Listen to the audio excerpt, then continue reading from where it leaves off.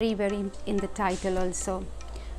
Are we eating sin or blessing in every mouthful that we take? You see, even eating is a karma. Actually, preparation of the foodstuffs and eating both are a kind of action or karma. And as with every action or karma, we are either committing sin or doing some pious activity. Similarly, when we are cooking and eating, we may either be eating sin or eating a blessing. So today's shloka 3.13 is one of the most important shlokas of Bhagavad Gita, where Krishna tells Arjun, and through Arjun all of us, that even a simple act as eating can actually define our course of life for us, not just in this life but also in future life. We are actually carving out a future life for ourselves. You see, even food, has various aspects to it. Food, let's boil it down to three aspects. There is a physical aspect to food, which means the gross material nature of food, which means what are the different kinds of nutrients in it. Is it fried? Is it oily? Is it light? Is it nutritious, healthy, or it is unhealthy? So the world today is really obsessed about whether they are eating healthy or not.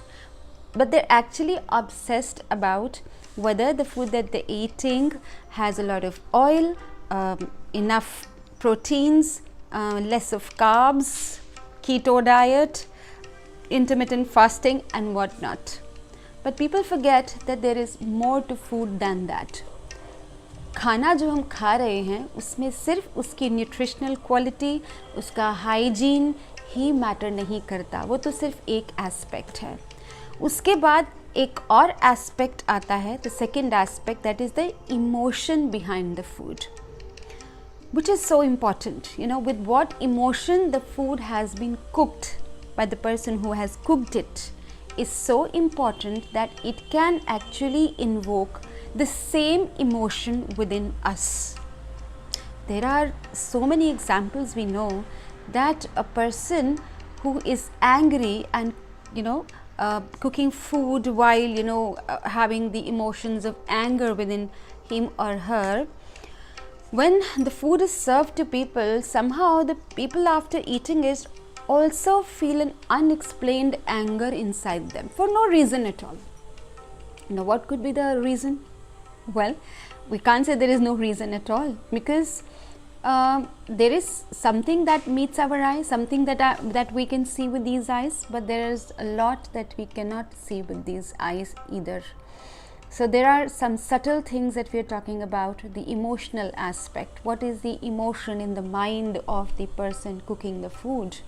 It will fill you with the same emotion. And then there is a third very important aspect, the spiritual aspect of food, or the consciousness behind the food. Consciousness is a symptom of the spirit soul, but how much consciousness is revealed, whether the consciousness is fully covered or uncovered or covered to some degree, whether the consciousness behind cooking the food is pure consciousness or it has some tinges of impurity, that is what we are going to talk about. Obviously, the physical aspect of the food, the nutrition, hygiene, we take good care of. We also might be aware of the emotional aspect behind it, the emotion behind the food. But most of us don't know that eating food which is not offered to God in sacrifice, in yajna, is like eating sin. You see, that's what we are going to talk about in today's shloka. But before that, let's say the prayers. Om Ajnanatimirandhasya Jnananjanशलाकया चक्षुर उन्मिलितं येन तस्मै श्री गुरुवे नमः। नमो ओम विष्णुपदाय कृष्णप्रेष्ठाय भूतले श्रीमते भक्तिवेदांत स्वामिन इति नामिने। नमस्ते सरस्वती देवे गौरवाणी प्रचारिणे निर्विशेष शून्यवादी पाश्चात्य देशतारिणे। जय श्री कृष्ण चैतन्य प्रभु नित्यानंद श्री अद्वैत गदाधर श्रीवास आदि गौर भक्त वृंद। हरे कृष्णा कृष्ण कृष्णा हरे हरे, हरे Ram Ram Ram Hare Hare. All glories to Srila Prabhupada, who has given us such wonderful purports to these shlokas in Bhagavad Gita, who has given us such wonderful translations of ancient texts of wisdom like Srimad Bhagavatam, all indebted in gratitude to him. All glories to him. So today's shloka is 3.13. Yagya shishta shinah santo muchyante sarva kilbishai bhunjate te tva agham papa ye pachanti atma karanat. Very simple to understand.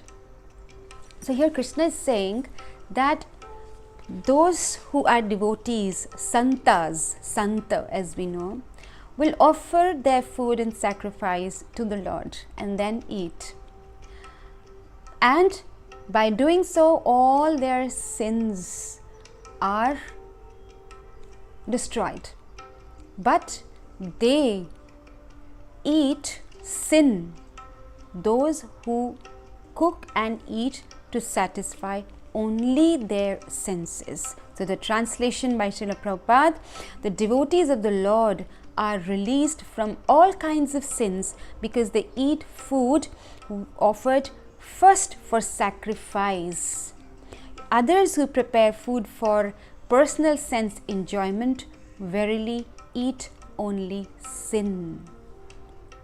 So this is the yagya of food, a simple act as eating food. क्या कर रहे हैं?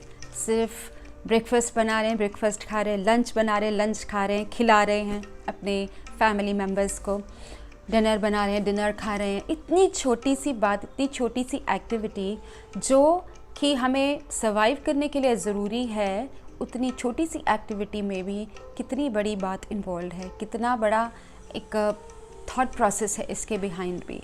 सो Krishna, as we are studying the previous shlokas also, Krishna is talking about the spirit of sacrifice in this, that sacrifice or yagya is a system of purification and provision given by Krishna at the beginning of the creation only. He said he created the world, he created the living entities and said, okay, now go and live in this world but perform yagya. But because by performing yagya you will be provided with everything that you need to live here happily, and you will also be purified, and ultimately you will get moksha or liberation.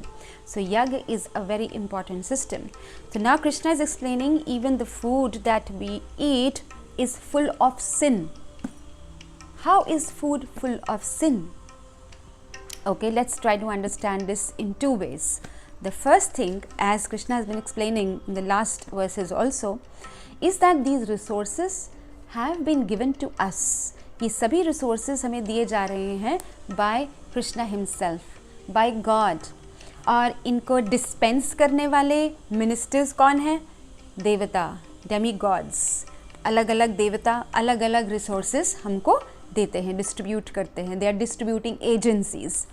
अब यदि हम इन resources को अपना अधिकार समझ के रख लें कि ये तो मेरा ही है, ये तो और किसी का है ही नहीं, I don't need to even acknowledge. Now Krishna is not asking any payment for this, because anyways हम उनको कोई पेमेंट कर भी नहीं सकते। He is the supreme provider of all living entities, but he is just asking for acknowledgement and gratitude, because this feeling of gratitude and acknowledgement will purify our heart, and that is the only thing in return he is expecting, and that is what is yagya.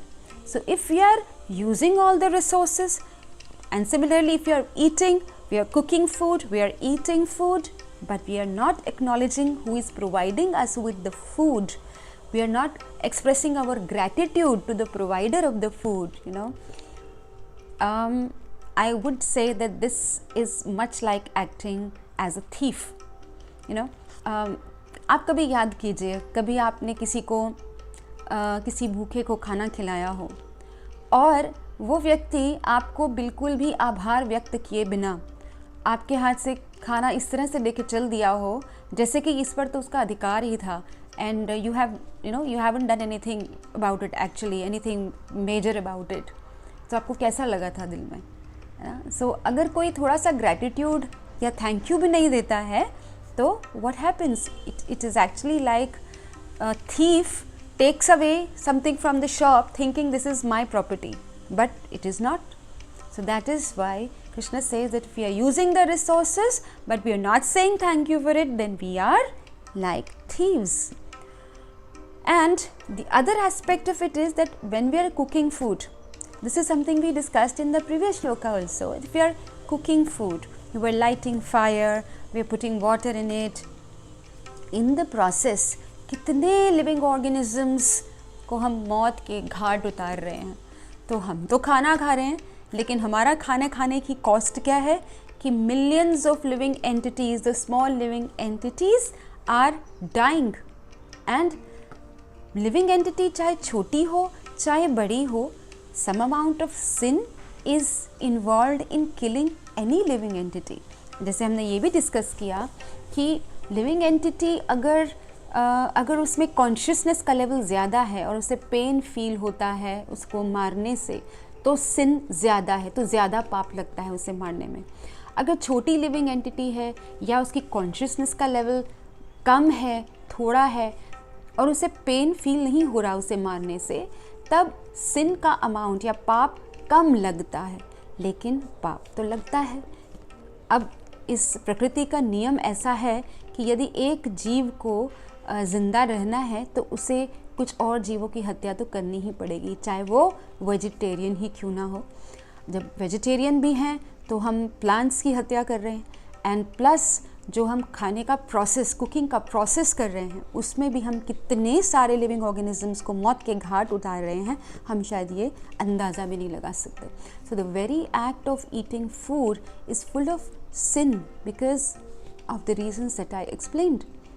तो अगर इस food को sacrifice में पहले offer भी नहीं किया जाएगा भगवान को, so it will be carrying so much sin. अगर हम सिर्फ अपनी सेंस ग्रेटिफिकेशन के लिए बनाएंगे और उसे खा जाएंगे तो हम क्या खाएंगे? हम सिर्फ पाप खाएंगे. लेकिन अगर हम पहले फूड को यज्ञ में सैक्रिफाइस करेंगे, पहले भगवान को ऑफर करेंगे और फिर खाएंगे, तो फिर भगवान उसमें से सारा सिन निकाल देंगे. Krishna is so merciful. जब हम उनको फूड ऑफ़र करते हैं तो वो, आप शायद जानते होंगे, ब्रह्म संहिता में ऐसा बताया गया है कि भगवान अपने सभी इंद्रियों से सभी इंद्रियों का काम कर सकते हैं. अंगानि यस्य सकलेंद्रिय वृत्ति मानती, which means he can eat with his eyes. हम सोचते हैं हम फूड को भगवान के आगे रख रहे हैं तो भगवान ने तो खाया नहीं, but Krishna can eat with his eyes also.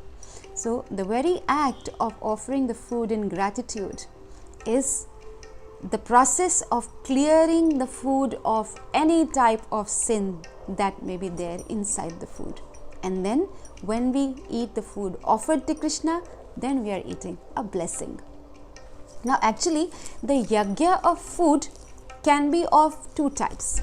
One is the simple act of offering the food to Krishna in the karma kand sort of process, so in that case, yes, Krishna takes away the sin, he blesses the food, that's one thing.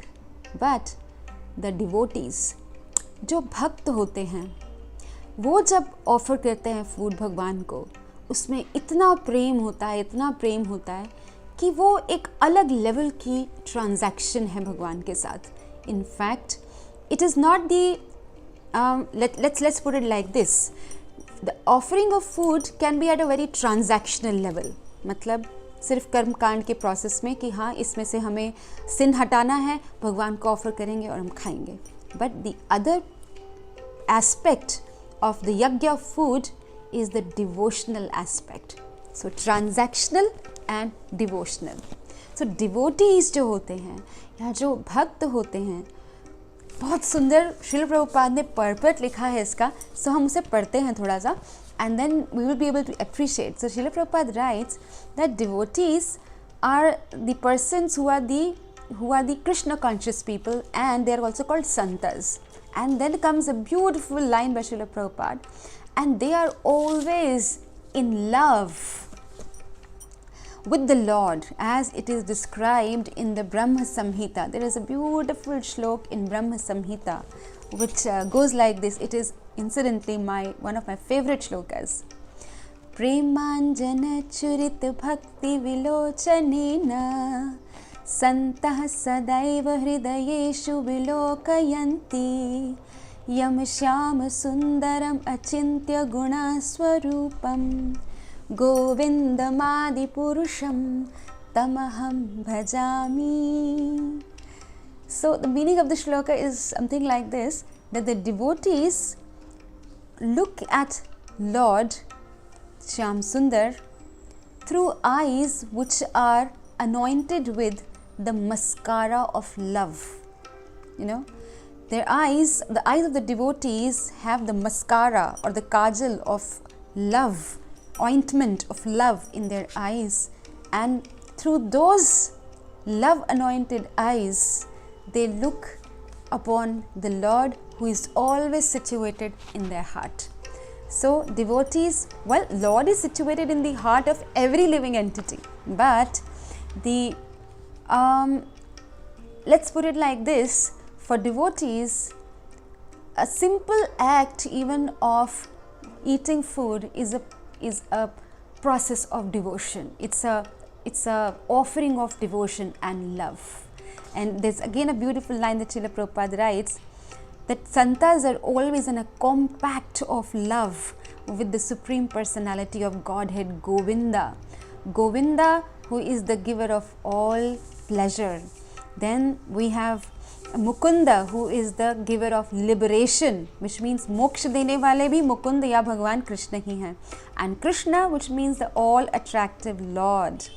So such people can not even think of eating food without first offering it to Krishna. अब आप खुद ही सोचिए, इसको हम इस तरह से समझ सकते हैं कि इस मटीरियल वर्ल्ड में उतना लव, स्पिरिचुअल लव तो शायद ढूंढना मुश्किल है, लेकिन the closest love that comes to, you know, spiritual love is the love between a mother and the child.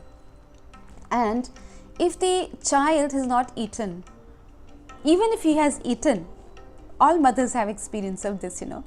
If they've cooked something nice, the mother can never think about eating first herself without first feeding it to her child. That is the compact of love between the mother and the child. And much, much deeper is the compact of love between the devotees and the Lord. So भक्त और भगवान के बीच का जो संबंध है वो इतना गहरा, इतना गाढ़ा होता है कि एक भक्त कभी सोच भी नहीं सकता कि पहले भगवान को ऑफर किए बिना वो कुछ खा सके. So that is what is the process of offering food for a devotee. So it's not transactional, it's not simply an act of say regular act as in a day-to-day act for them, but for them it is every act, whether it be an act of sleeping or getting up, of walking or sitting or eating, everything is an act of devotion to Krishna. And then Srila Prabhupada writes that these yagyas, actually he further says that in this Kali Yuga, although of course we have a process of offering food to Lord or Krishna, we generally put it in a nice plate, especially for a set aside for the Lord, and then we put tulsi patra, tulsi patta in each of the dishes that we have cooked. And of course the food cooked should be sattvic, which means it should be vegetarian and without an onion garlic. And then we offer it to the Lord with the help of maybe the Hare Krishna Mahamantra can be spoken, or there are some special mantras also in which we invite the Lord to eat the food that we are offering to him. And then of course apart from this, Srila Prabhupada says that in Kali Yuga it's very practical to be always engaged in yagya by shravanam, and Kirtanam, which means by always engaging in hearing about Lord's names and Lord's glories, by always engaging in speaking Lord's names and Lord's glories, and always remembering God in some way or the other, or smaranam as it is called. So Srila Prabhupada says that in the Kali Yuga, these processes of Shravanam, that means hearing, Kirtanam, which means glorifying the Lord, Smaranam, remembering the Lord, and doing every activity with these processes of devotion is what is the true yajna for Kali Yuga. So even for the process of eating, we should always remember Lord. And then Srila Prabhupada puts up a very important question. We often complain of being unhappy in the world. But Srila Prabhupada says, can a thief and also a sinner be ever happy? Now this is a question that we need to ask, because if we are not doing any kind of yajna, if you're not acknowledging Lord in our lives, His role in our life in any way, then we are a thief.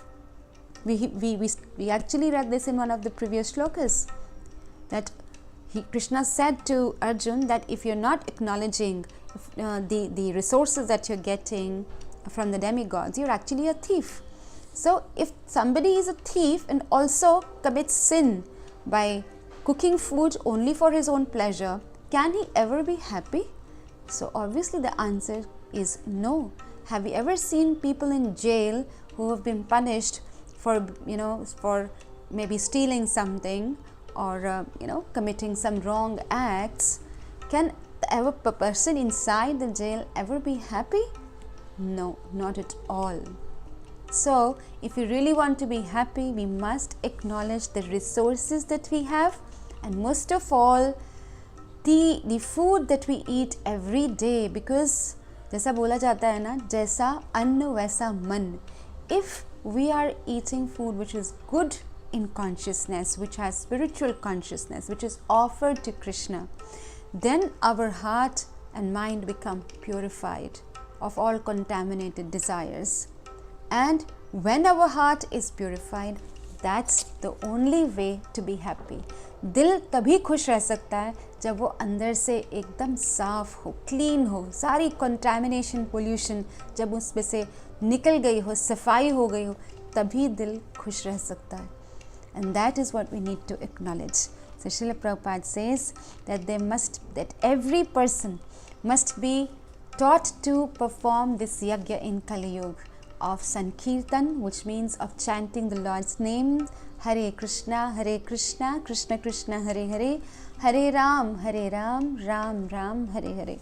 So by doing the Sankirtan yajna, and obviously when we're offering our food, we can repeat the same mantra, and by doing that, we can sanctify our food, we can sanctify our existence, and that's how we can be really, really happy. And that's the way we will be eating blessings with every morsel of food that we eat. With that thought, let's end up today, and let's take up a very, very interesting shloka, next one, in which Krishna is going to tell how this cycle of grains or cycle of food is created. How is one thing related to another? How is food related to yajna, for example? So this is a very wonderful scientific explanation by Krishna. Let's understand it in 3.1.